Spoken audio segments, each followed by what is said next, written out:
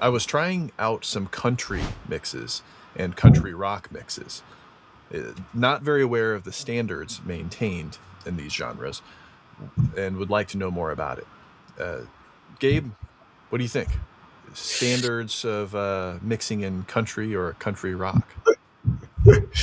I'm chuckling a little bit because it's so funny. Like there are no written laws on how it's supposed to sound like, but every song sounds the same.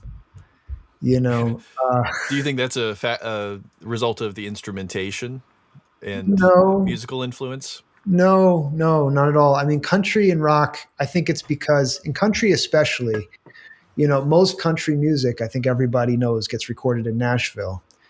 If you spend any time in Nashville hanging out in those studios, it's a remarkable ecosystem that only exists in Nashville. It doesn't. It's unlike anything I've ever seen anywhere else in the world. You can have a session, you can have 5, 6 sessions in a day. Every day of the week that studio is open, and they're the same engineers doing everything. And there's a safety in making it all sound the same because it's always right. Like it's not a place where you go to take risks. If you go to Nashville and you're like, hey, what country music has been missing all this time is my creative take on what a Telecaster is supposed to sound like.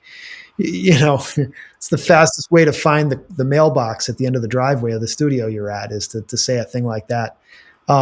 So you have to come with some knowledge of what things are supposed to be like, and then there's a whole there's the gear. It's always the same gear. There's people who are playing on the same records, like there are the different records, same people playing on different records. So you have the players are the same a lot of the time. So country, I mean, is such a huge genre now. There's so many subgenres of country. It's almost useless. But the thing that I think is important is to think about where country shows up. Like, is it streaming? Is it on Sirius XM? I mean, those are broadcast standards, but you know, the records themselves, they sound like other records that are being made in the country world. I mean, it's not. There are no standards. The RIAA, the Record Industry Association of America, is one body that does have standards, but those are technical standards, and they do govern the way every record label production gets delivered. I mean, that's like how to name the files, how to what levels they should be mixed at, how the individual tracks should be named, how the metadata is handled. Like there are technical standards for how to do all of those things. But when we're talking about standards for mixing, it's really just like, do you know the language, and are you willing to adopt the accent of other speakers, or are you out there trying to develop your own sound? And I don't know. I chuckle. My chuckle was just at like, yeah, there's no written standards, but everyone seems to follow them real good. Hmm. And sometimes I wish they wouldn't. But then again, like, creativity happens within, when there's restrictions imposed, invention being mothered by necessity or whatever it is. So I don't know. It's a difficult question to answer. I'm not aware of any standards, qualitative standards. No, quantitative standards. Sure. That's the RIAA. So I don't know. What do you think, Kyle? Yeah, I like how you said that if you're familiar or fluent in the language, being the genre. It reminds me of something that Rick said in feedback to another member's mix. It was a shoegaze mix, and Rick gave some advice about the vocal being a little bit more buried than normal, and then he said, actually, I didn't know what shoegaze was until I went and listened to some more after seeing this, and now I realize that that's actually an element of that genre. And so I think that it's interesting. I grew up as a kid and we listened to some country, being in the Midwest. And I think the country now sounds more or less the same, but there are definitely some differences. But then if you go back to the 60s, the country then sounded quite a bit different. And correct me if I'm wrong, Gabe, like, you know, this just off the top of my head, it seems like if you took rock and pop and then you took like old country western, as my grandma would call it, that today's country is somewhere in the middle. There are elements that they call back to like Americana and acoustic instruments in a space, but then there are some elements now that you see in a lot in pop. I mean, just look at Taylor Swift. She transitioned from pop country to now fully pop, and the music doesn't sound as radically different as like Willie Nelson to Taylor Swift's new records, right? So what are we hearing there? What makes a Yeah. Woody Guthrie song sound different from a Yeah. Luke Well, Combs or somebody who's new? yeah, it's a really, really good question. So I taught this course for 18 years at the University of Hartford that was a survey of the record industry. And we would do exercises where we would go back, and I would go all the way back to the wax cylinder, and we would go decade by decade through time, from the beginning of recording all the way to, we would usually get to about the 1970s or the 1980s before we'd run out of time in the semester. Um, but what we learn, what you can see by looking at the industry as a whole, is that when we talk about genre and we talk about popular music in particular, which is I think what you're asking about, which is the popular side of music, not the obscure, is that that's all has a commercial drive. It's all part of a commercial apparatus, and the point of it is to make money. And when you look at the early days of country music as a genre, it was an offshoot of something that was at that time called race records, which were records made by minorities and sold to minorities. And in the earliest days, and this is going back to before the Carter family, just to about the Carter family, um, country music was black music in America, and it was indigenous to America, but it wasn't invented to make money. And the records that documented that music were not marketed to make money because black people didn't have a lot of money then. Like there wasn't a lot of, I mean, there were some who did, and they surely did own records, but the economy was owned by um, white artists and white musicians because that's and I'm not trying to be controversial. That's a fact. Um, so when we look at the blues, when we look at country music, it's actually prototyped for what happened later. So you have to understand the history of OK Records, being one of the first record labels that were selling race records to white audiences, because up until you know OK Records, black music was sold to black people and marketed that way, and it was a segregated economy, so that had its own logistics. But OK Records was the first one to really start looking at all of the music that was being recorded in rural and poor areas of the country, and that includes white enclaves of poor people who were playing the same music that black people were playing, because it's banjos, and it's in the mountains, it's in the same geographic areas, and everyone was sort of feeling the pinch of the economic pain there.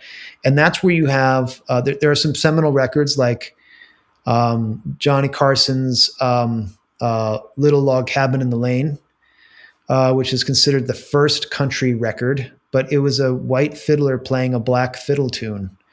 And because it was a white fiddler and he was a white artist, they were able to market that music and they called it just music that came from the country instead of race records, because if you called it race records, it meant you were listening to somebody who was possibly a different race than you. But if you called it country music, you're just saying, oh no, this is music that comes from the country. And so it's a way of, presenting the music of those people, but without attaching those people to the music. And then from that you get, Hank Williams Jr. and Hank Williams Sr. rather, and others who, Willie Guthrie, Arlo Woody and Arlo Guthrie, right, who are playing folk music. You've got the Lomax recordings, that are documenting all this American stuff. It's not meant to make money. So that's the root of it, and it really continues up and until the 1950s. And the 1950s was when we have rock and roll kind of becoming a thing. And rock and roll was very much a popular music, but it was based on boogie woogie, which was not a white, again, not a white art form, and it was incorporating elements of doo-wop, which of course were made of, the former elements of big band music, which had fallen apart in the 40s. All those bands in the 40s that were in big band, these big bands that were all in every town had a big band playing big band jazz after the war, or because of the war, really. Big band music was no longer pop music. So you have all these, formerly employed big band jazz arrangers who are now arranging R&B records in the style of doo-wop, and rock and roll is kind of imitating that with the boogie woogie rhythm.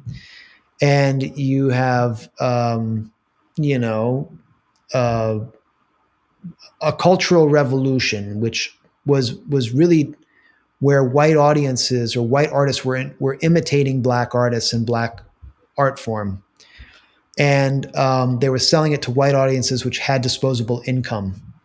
And you could take that to a point, but if you went too far in that direction, you would start to cross cultural barriers. And this is where it gets interesting, because this is where you get into Elvis, right? Elvis shook his hips in what I would now call a very awkward and not at all sexy kind of way, but it was enough to show that, hey, I'm imitating black artists.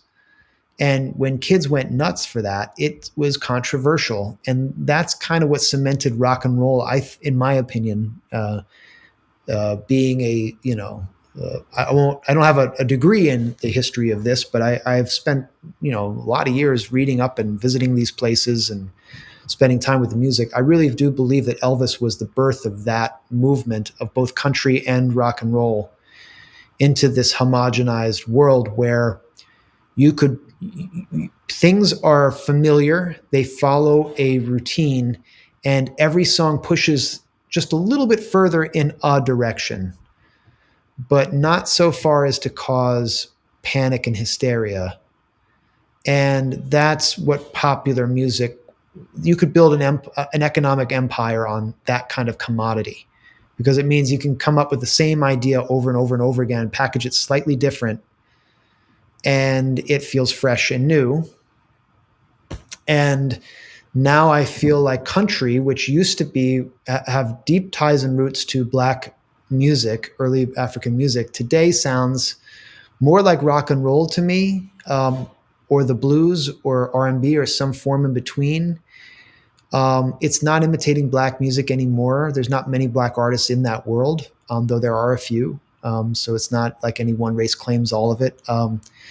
But it is meant to reach people with disposable income.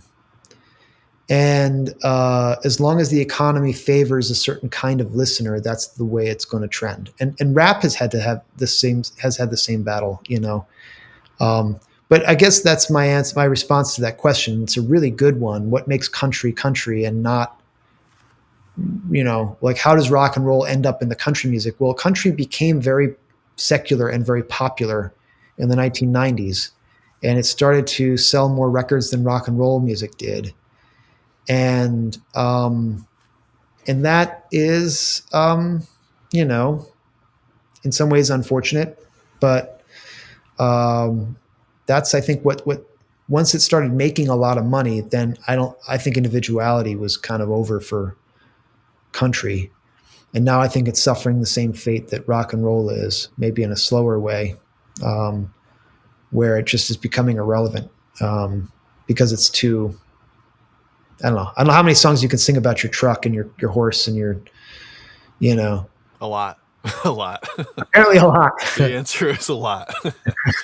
uh, but I mean, if I'm thinking of this clearly, like it does seem like what separates a modern country song from a modern rock song, which are both very, very similar to pop songs now, I think. You know, like rock used to be a different thing, and then it got really perfected and just, you know, became poppy sounding. It became what pop is, I guess. You know, pop almost, it's the meaning of pop changes depending on what's popular, but what we think of today as pop, I think, is very heavily influenced by rock. But there's a part of that like edginess that has been lost. And then you think about what was country. It seems to have had an edginess that has now been filed away by making it popular sounding, right? And I'm trying to think about if you took a modern country song and a modern rock song, it am I wrong that it's really just the instruments and the way the notes that are being played rather than an actual production technique? Am I missing something? You know, like low male voice with a country accent or a southern accent, I should say. I mean, even the accent is not mandatory anymore. Yeah, I mean, for sure. I think Keith Urban is Australian or something, right? Right, right. But think about then, you know, the types of bends in the guitar, or the pedal steel being a big element even today of country music. Are there taking us forgetting all of the musical and the arrangement principles? Are there production principles that could separate what you hear between, you know, a pop country and a pop rock, maybe? This would be a question I'd love to ask AI. I don't know. Yeah. I Well, I I, don't know. I mean, Yeah. no, I'm serious because I don't think human beings would answer it differently than I think AI would. But I don't know whose answer would be right. I think they'd both be just as right. Um, I think a good country mixer, and I know a few people who work in that world. They all are very much aware of what's happening in the pop sphere. They don't only listen to country. So yes, I think there's a part of that that is true, Kyle. I think you're right. But I also think there is a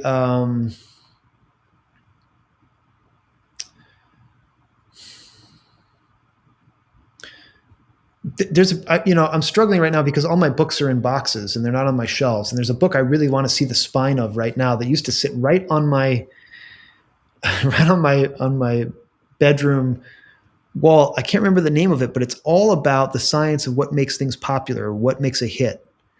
And it's by a brilliant scientist, social scientist, who basically says that all popular things follow the same formula.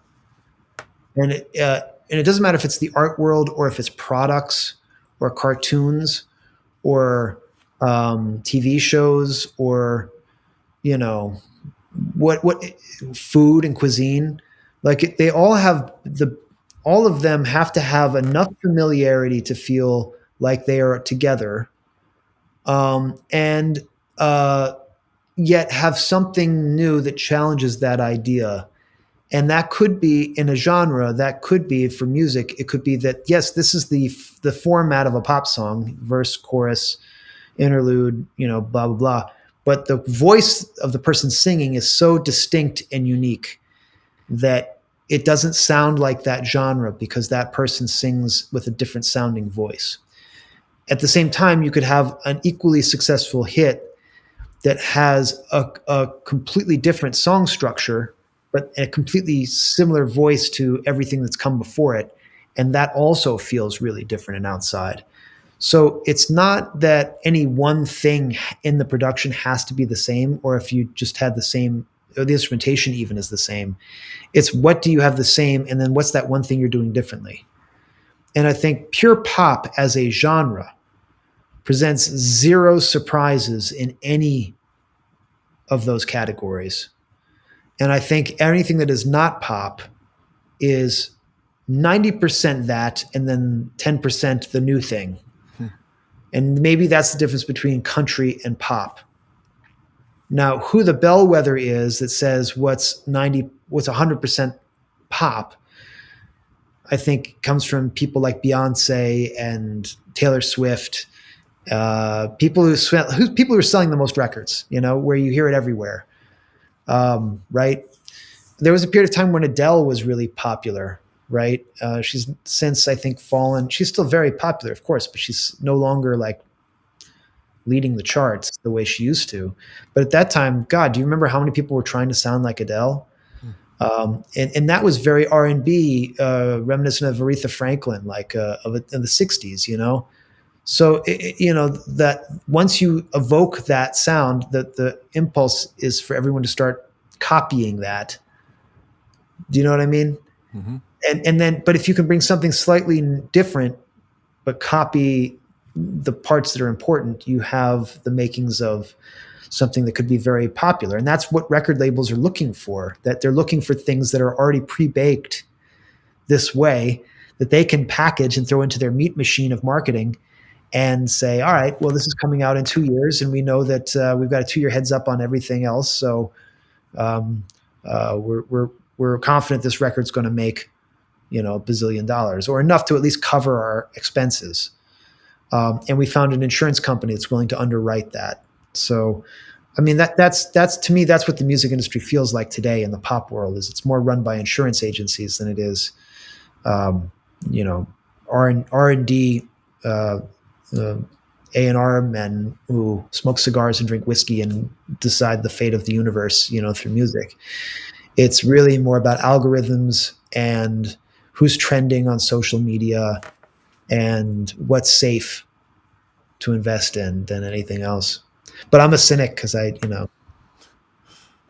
sit in my armchair, not working in the pop world, and throw fruit and armchair quarterback, you know, Yeah. from my point of privilege. Um, but it's a No, good question.